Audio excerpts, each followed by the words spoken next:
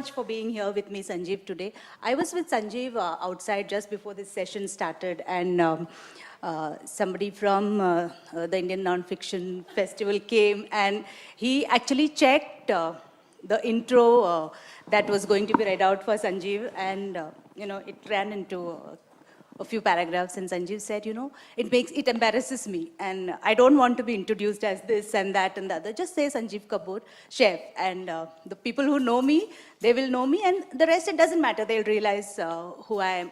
I think, that is one of the warmest, simplest, most humble things I've heard in a long time, and it embarrassed me when I was introduced by 3 paragraphs, Sanjeev. But that is one of the things that at first pulled me towards going and meeting Sanjeev for my book Legacy. They explained, Legacy is a book of letters from eminent fathers and mothers. I really don't want to say eminent fathers and mothers. I just wanted to say just fathers and mothers, because it doesn't matter what your designation is, or what is the money in your bank, or any of those things. None of those matter. Just the bond between a mother and a daughter. That's what matters. Why Sanjeev in that book? Because as a child, not as a child, as a young mother, I think in the early 90s, when I was struggling to put a career, on track, with a 2-year-old daughter by my side, the one single thing that always happened to me every week was Khana Khazana.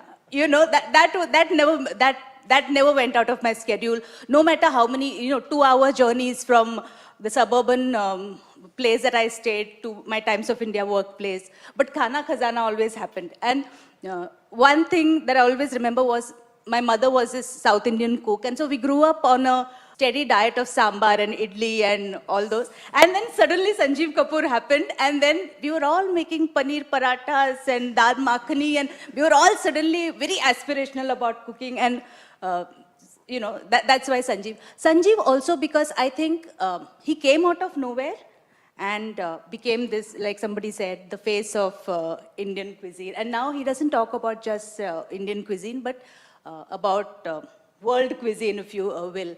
And I just wanted to know, what is it that got this man from Ambala to Bombay? And then when you mention cuisine, Sanjeev Kapoor's name is always on the top. And there is this amazing, amazing woman called Rachel Ray in the US, who I deeply admire because she's such a pro and she does so many things in the life.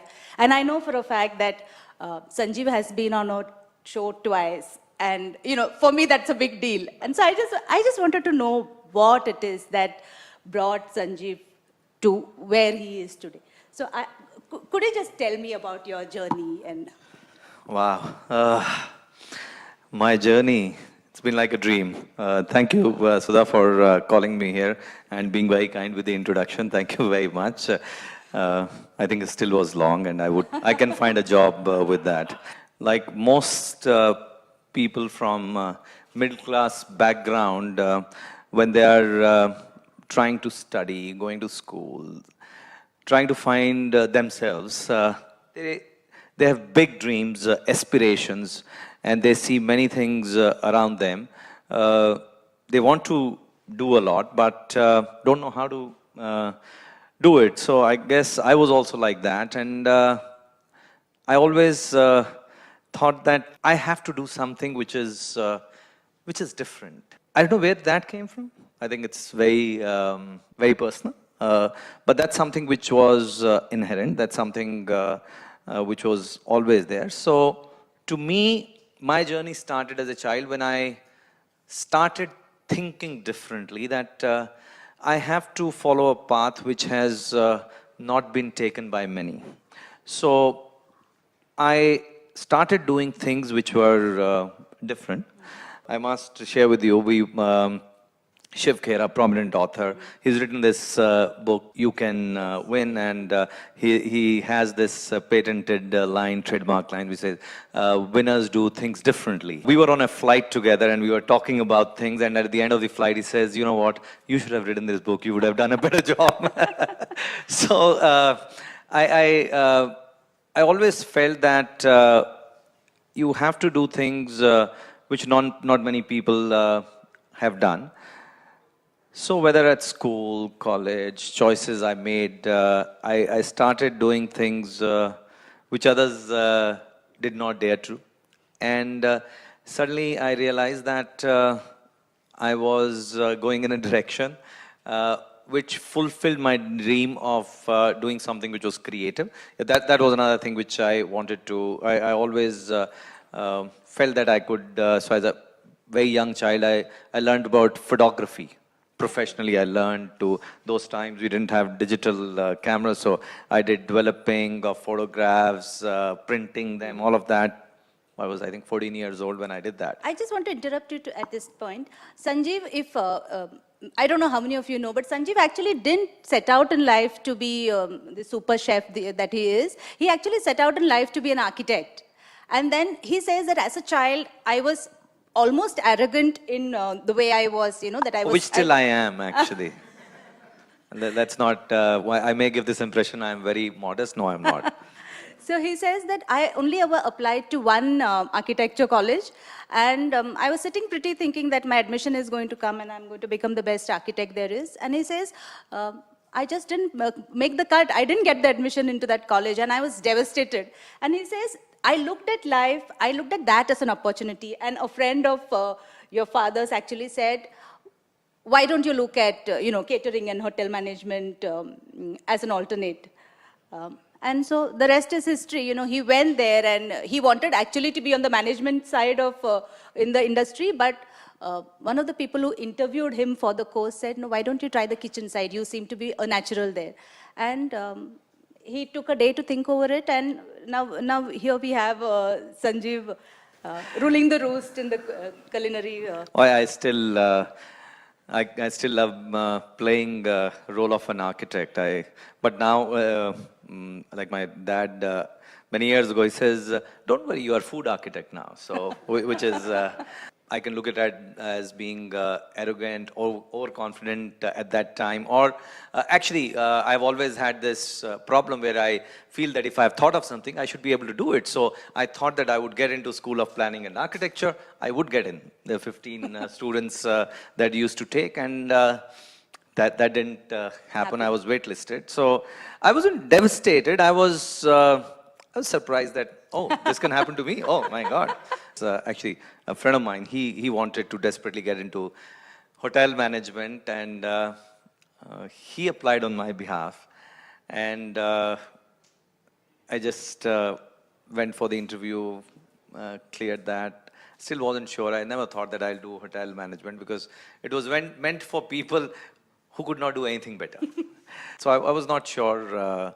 I was not one of those kids at that time that who would be in that category. So I just thought that this is an opportunity to do something different. And architecture also at that time was very different. It was not, it was a profession which was fantastic. Hoteliering was, as a profession, something meant for people with nothing, kind of a thing. So actually, what you talked about, father of a friend, he at that time made, in some sense, a decision for me, clarity he gave me, and he said that it's better to excel in a mediocre field than to be a mediocre in an excellent field. Yeah. Which was something which was, I said, wow, what is that? Because at that time, architecture was an excellent field, and hoteliering was a mediocre field.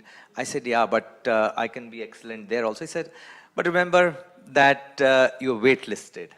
So, okay, yeah, so I said, wow, that's something. So in some sense, you can say that I took the easier route, but in my mind, there's no easy way to success. Never it is. If you think that things would come to you easy, like I met the principal of Catering College recently in Bombay, and he says, you know what, 90% of students who come to this institute when they are being interviewed, they want to join kitchen today. Yes. And almost 100% want to become Sanjeev Kapoor. And this was last year, and I was telling him, I said, it was year 2012. I won't be a chef. I would think something else. I would probably, I don't know what, but I think I would do something which is different, something which people have not thought of, something which is unique, and try and learn and try and achieve something. So anyone who asks me today, any of my friends and family, and they want their kids to become chefs, and they bring to me, and here I am, and say, no, find something else, find something better. My daughter is here. She's not She's becoming doing a chef. law. She's doing law. Yeah, so it's lovely to hear, his journey. Part of the things that we discussed when I met him for the writing of this book was, he talked about, he said there are two or three things which have actually steered my journey to where I am now. And he says one of it is to take risks without fear. And he says, the other thing is my ability to be completely confident about myself, self-belief. Another thing he actually told me was something about his own father and what his father taught him. He said his father was a banker and he used to work on the lending side of the business. And he says that every day at home, we would be continuously surprised by the amount of knowledge my father had. And he says that they would often ask him, where did that knowledge come from? And why did he seek so much knowledge? And he says, his father said that if I don't know the business of the person I'm lending to, then my bank will suffer because I'd be giving a dud loan. And he says that taught us the importance of the children, the importance of pursuing knowledge. And Sanjeev himself followed it, the thing about risk-taking, the pursuit of knowledge. He says those things he completely absorbed. And I think it is evident in the way he started his food channel. Would you like to tell us about? Actually, yeah, knowledge I think is something that, importance of that I learned at home. And we used to get surprised. He used to work with a bank, but he would talk in depth about things which would surprise us. So one day, so we are going to buy some shirt or something, and he would look at the fabric and he would talk about this, that this, and oh, this is of polyester, and this is how this is, and this is this. In cotton, he'll say, okay, this knots, and where it is made, you talk of carpet, and one day he's talking of galvanized iron and something, and we say, how do you know all this? Some the capacitors, sometimes about electricity, and we would wonder that how can, and he says, no, unless you know this. So, and that's how he would invest, and he would read a lot, and he would, it was our memories of him. You didn't understand it at that point. Yeah, and he's always reading. He was always studying in that sense. So, books he would read and things, and we would always get amazed that He knew so much. He knew so much, and so that's something which came naturally to me, and so every day I'm learning. I have this promise with me that if there's something that I don't know, someone asks me something, and I let's say I don't know, 24 hours I would know that answer. That's practice something that. I would know it. It's something that's. I think that is something we can all learn a bit. Yeah. So Food Channel was something many years ago. I think I started a TV show in 92, 93. After a few years, I realized that whatever I was building was based on that show. It's quite natural that when you are building something and which is dependent on this show, that there would be some kind of insecurity that would come in with that. If you don't have the show tomorrow, then you have to have other things. So I started building, I said, show is a medium to reach out to many people. So I started building other things on digital, sanjeevkapoor.com, books, CD-ROM, radio shows, print, all of that I started hedging my risks in some sense. But I thought that if this show is an opportunity, I have to make this opportunity bigger. I looked around and saw that there was Food Network, Scripts in US. They had a channel, very successful. I said, India should also have. I got excited. I started speaking to people, and people would meet me and they would laugh and they'd say, yeah. At that time, Khana Khazana was one show once a week, afternoon 12:30, and that's it. And here I was talking 24 hours. And anyone I would speak to, they would laugh, and all TV networks, and they would say, I said, oh, maybe in India people don't know. So I said, okay, let me speak to Food Network, whether they want to come into India. And I never thought that I would be starting this channel. I said, someone should. If anyone does, then I would be important part in that. That's how I saw it. So scripts, I started. They didn't even respond. So it's like, yeah. It's not that I was told that who are you and what. They just didn't bother. They didn't even No, they did not. dignify it with No. Yes, and I think emails and everything were very inefficient at that time. So anyway, it didn't happen. Then I said, oh, okay, maybe America too far. In UK, BBC had one. So spoke to them, fixed a meeting. Two of us went to present the case that in India there should be a food channel. Went to London, meeting fixed. We go there. And very conveniently, we were told, oh, we were busy, we sent you that mail, that meeting is cancelled. Oh my God. I didn't have so much money that I'll be wasting, and I paid for one other consultant, and we are going there, and we didn't meet them. And I said, okay, that brought determination and anger. I said, now I will do it. That was the first time I said, I will show these people how this is done. At that time, I had no, I knew that someone has to do it, but I was not sure whether, so I applied for the license, started understanding it, how it works, what distribution, what satellite, how it works, how feed goes, what does, content, everything I started. Took me some time when I started explaining to people here. When I launched, at that time also people were skeptical. 2 years later? 3 years later? No, actually almost, it took me after that almost close to 5 years. 5 years. And it took its own time. Economy had gone down. Yeah, so all of that.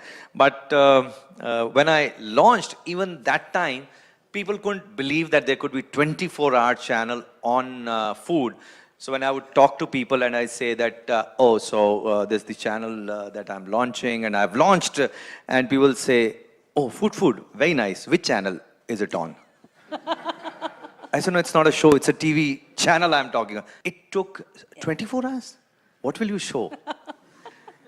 After about 6 months when people started when people could no longer ignore us, because right from day one, in the, not just in the category, but in the lifestyle category, all this, we are the leading channel from day one that we launched, and our numbers, so let's say, if one were to look at Discovery, Travel and Living, or NDTV Good Times, others, our numbers have always been 4 to 5 times their viewership numbers. So when people started to see that, then they said, oh, of course, India needed this, and who else but you?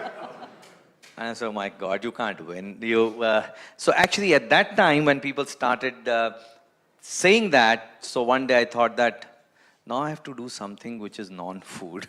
I have to do something. So I actually thought that it has to be bizarre. It has to be something which is, when I started Food Channel, I said, okay, no chef in the world has done this. No chef in the world till date has a food channel. So I thought that was unique.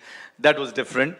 But when people said, oh, this is food, so you could do it. So then I said that now I will do something which is very different. I'll probably get into coal mining. And I started working on it. I started looking at mines in Indonesia. I started speaking to people, how it is managed, just to tell people that I want to do something different. That's the... When I went to interview Sanjeev for this book, he actually told me, and I came away with this nagging feeling that he was making fun of me.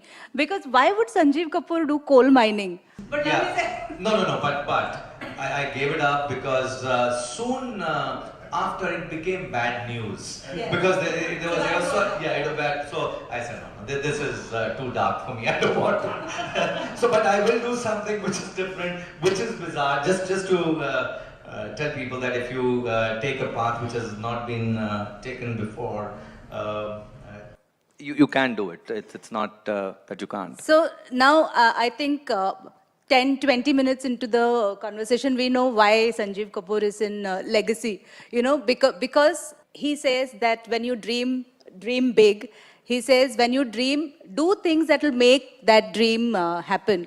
And he says that no matter what, follow your dream till you make it happen. And if you fail, you learn from your failure. So these are the kind of things that I wanted to bring out in my book Legacy, because I always wondered, when I see young people today, Sanjeev has 2 young daughters, I have a 21-year-old daughter, and over the last few years, I have this I used to have this constant conversation with myself about what is it that we're going to leave as a legacy for our children. Today, the kind of times we are living in it's extraordinary. We haven't seen anything like this when we were growing up, and our children are exposed to the kind of stuff that we probably our generation can't even imagine. And I always have this feeling that what is this rat race we are heading towards? What is this that we are all hurtling towards?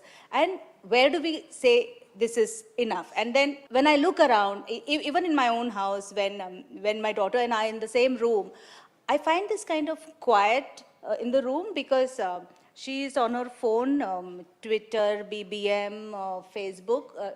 I always tell her, your life has been, kind of reduced to this 4-inch screen, and you have so many friends. You have 2,000 friends on Facebook, but where are your flesh and blood friends? Because you have no time. You're so busy gaping into the screen that there is nothing outside. You've forgotten to say hello to flesh and blood people. There are often this kind of scenes in my house where friends will come over, daughter's friends, and they're all sitting together in blissful silence and, talking to each other on the phone. And I find that completely bizarre. And part of the thing when something like this happens is that you lose kind of communication. You lose a kind of time that you used to have with your own parents to talk to them, understand from them stuff that is going to help you in life. In our house, there was a rule that whoever was in the house and whatever was a simple meal, we ate that, but we sat together and ate it. And we understood, we observed how our parents were with each other, how they behaved with the domestic help, or how they were with the guests that came. And we observed the kind of stuff. I observed how generous my mother was with the limited kind of resources we had. No matter who came and how much little food was there on the table, it will always be put out on the table with great hospitality. And I always wondered, when am I going to tell my children, my child, this kind of thing? And that is why I said, the only way to do this smartly is to write a letter, because children do read. And even if it is on a mobile phone screen, they still read. And so that's how the journey of Legacy began. There are like 20 people in this book, and each of them have spoken about the simple things in life that matter. There is this wonderful woman called Zia Modi. I'm sure all Bombayites know, not just Bombayites, most people know Zia. Zia is this wonderful, yes, she would know Zia. Yeah, we talked about her last night, so we know. Yes. Zia, I met Zia in her office at 7 o'clock in the evening one day, because her secretary said, ma'am has called you at 7 in the evening. And Sanjeev, I went there at 7 thinking she's going to give me some time. She's India's, I think, busiest, corporate lawyer. So I said, okay, 7 o'clock. So she's finished her day's work and she's going to give me a lot of time. So I walked in and Zia came in and she's like this bustling, somebody's fond aunt kind of woman. She came, she gave me Parle G biscuits and tea. And then the phone started and she was, every 5 minutes she was on the phone. And then she said, I have to take this, there is a video conference I have to. So in the meantime, I asked her secretary, why is she so busy? Is her day not ended? Zia came in at that point and she said, oh, my day is not ended. My day begins at 7 p.m. I work from 7 in the morning, in the night to 7 in the morning, because she says, otherwise I cannot work, because there are constant telephone calls and there are people waiting for my signature and everybody wants to talk to me. So where am I going to work? So she says, I work in the night. When everybody goes home, I get my peace and I work. And Zia told me a couple of things about legacy, that, what our legacy to our children should be. So she says she has 2 daughters. And this legacy is a book of parents, letters from parents to their daughters. Because I just do think that our daughters need so much more hand-holding, because times are difficult for them. It's always been, but now it seems even more relevant that we give our daughters all kinds of guidance. So Zia said, my number one thing for all daughters is that they have to live a life of complete self-respect and dignity. And she says that doesn't come if you are dependent on somebody for something. She says no matter how much money in the bank, no matter who your parents are, no matter who your husband is, you have to find fruitful occupation for yourself and do the kind of work that you enjoy. She says, I can work 15 hours 15 hours every day at least because I love what I do. And she says that is something that we have to teach all our daughters, to find fruitful occupation and to live a life of dignity where she says anything that you do that compromises or rids you of a night's sleep is not the kind of thing you should be doing. So legacy is a book of things that parents can pass down to their children, which is not money. But to me, it is a kind of values and a set of values and principles and philosophies that then can be a kind of guiding light for their own journey. I want you to tell me what you think are the really important things for our daughters, for our children. First, I must thank you, Sudha, for pushing me into this. I'm sure that anyone like me or anyone who's in the book, you would have faced the same challenge that none of us have time, and Absolutely. you have to make sure that they find time for themselves. And I'm glad that I did find that time, and it's something when you read the way you have written this book. I think the letters, the way they have written, I can tell you, if I were to write to my daughters, I don't think I could have written it so well. So thank you very much. Very I'm well so written. glad you wrote. He's written this really simple, beautiful letter to his daughters. And if any of you pick it up, you will know that this is what parenting is about. It's not about great big bhashans. It's just about the simple homegrown. He says, the most important thing for me is to respect your family, to respect your father and your mother and your elders. So, things like that. So, yeah. Yeah, so I think what I see, what I have grown up with is that if people seek success, and I think success is to me is happiness, and to get there, one of the most important things is the value system that's there, and the value system is what our parents teach us. And I always say that when parents are speaking to their children every day, when they speak, at times it can be very boring, at times it's irritating, at times it's something that you don't want to listen to. But I'm sure that when we all grow up and we start following what they were saying to us, I think when parents speak, they speak without agenda. They speak with all the goodness in their heart and mind. If only we can follow those things, what were being said to us, I think success is guaranteed, happiness is guaranteed. So value system, whether it is business, whether it's profession, whatever we are doing, if we can build on that value system, and whether it's respect, whether it's hard work, whether it is anything that they taught us, I think just those things, if you surround your life with that, it becomes, life starts to become meaningful. So for me, I think that's critical. And that's why I always tell people that I don't have respect for people who don't respect their parents. Because I find it very disturbing that how can that be? Yeah. What parents go through to bring up their kids is, all parents know that. Yes. It's selfless. It happens every day. It happens for a lifetime.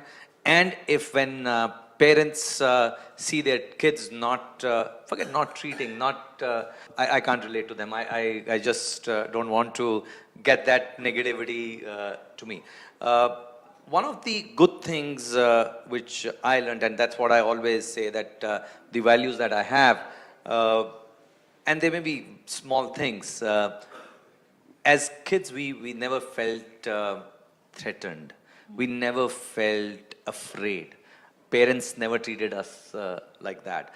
So if this is the glass and as a kid you're carrying this and it broke, It is okay.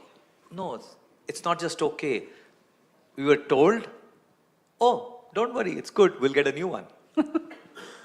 He says, beta tootega nahi to naya kaise aayega? Now, most kids would get worried, toot gaya, ab dant padegi. Hamare यहाँ पे तो नया आएगा. Now that's the thing that. So then I think I learned one more thing today because मेरे यहाँ glass टूटा तो then for 5 minutes I have lots to say. In another thing there will be a big laugh. That टूटेगा तो नया आएगा. So that's something that it's how do you learn this? No school, no college.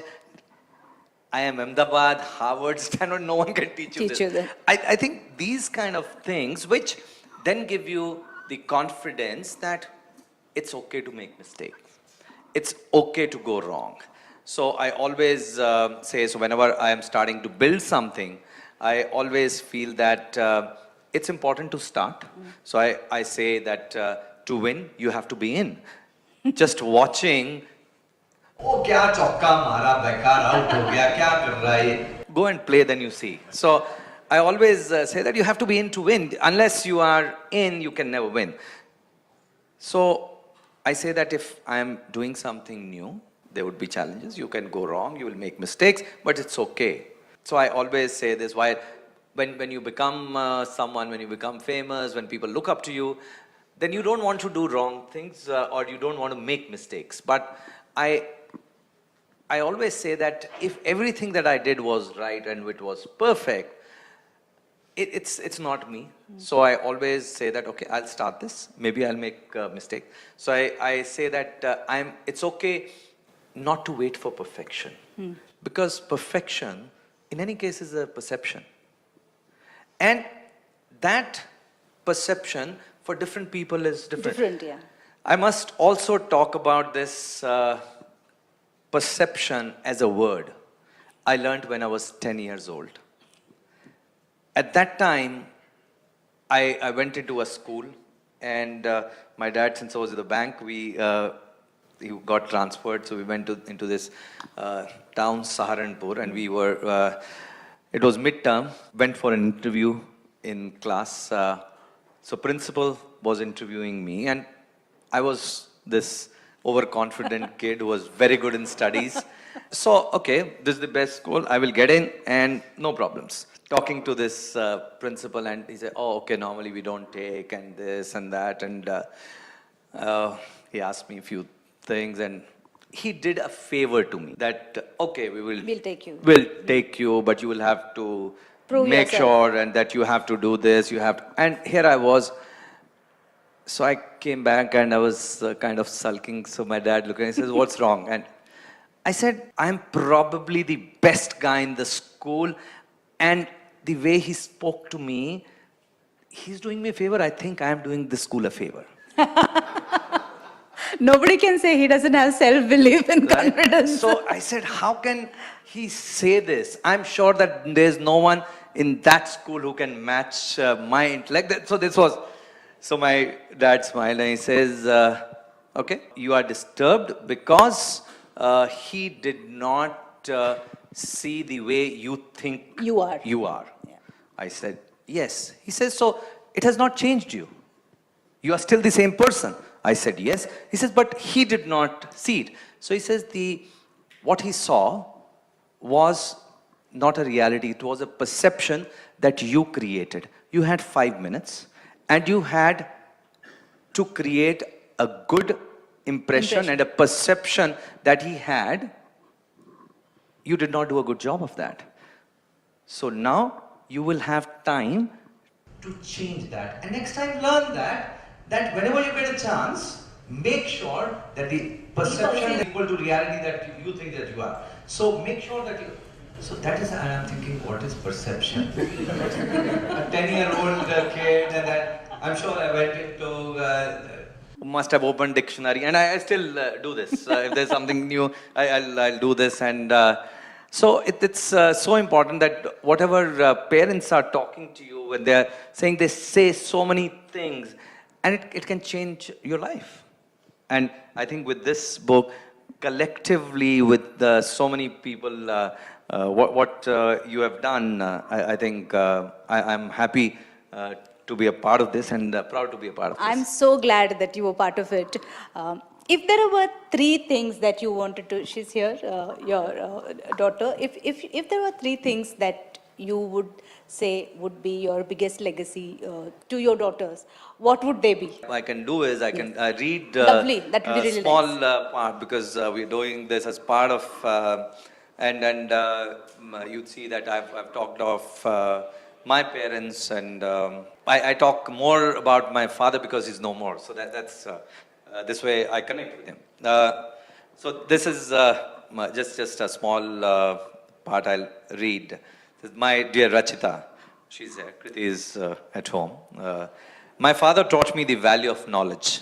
He was a banker and he spent the better part of his day at work, and he continuously surprised us with the span of his knowledge on every day.